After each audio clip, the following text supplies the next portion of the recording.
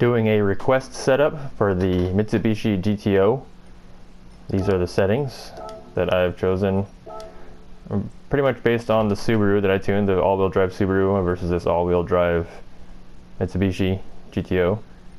It has a similar weight distribution of 60-40 front distribution, and so I have similar spring rates. These are different. This only goes to 1.4.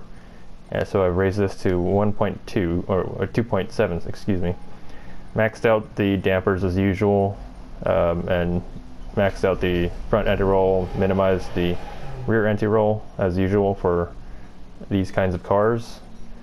These are my standard settings for camber when I don't want to figure out what the optimum cambers are. And standard toe for me, I want some toe in the rear, some toe out in the front. Minimize the amount of toe to get better straight line speed. And differentials, these all complement the way the suspension is tuned. A little bit more braking sensitivity to make it a little bit more stable on the brakes. And there are no modifications except for the brake controller here, set to 5. And here's the replay of a 1 minute 30.3. Change the view. Display all.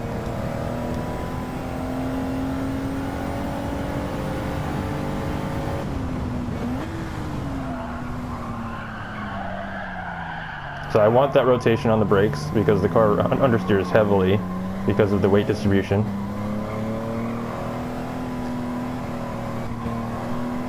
And the gears are not ideal for this particular track.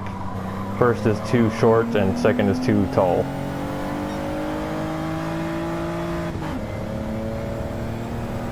This is a stock transmission, by the way. I don't know how the gearing matches up in the real car. Some of the cars in Gran Turismo Sport did not have the real gear ratios in the cars, and I haven't checked these in the online specs. To get the rotation, ABS has to be off. I cut the track a little bit, so maybe a little bit slower than the time I get. A lot of power oversteer there to get the car to accelerate through the turn.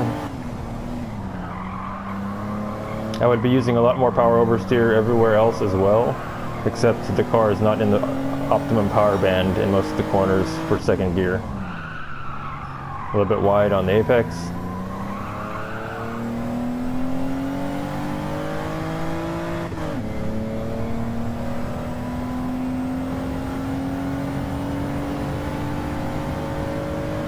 There is a 130.3. Till the next one.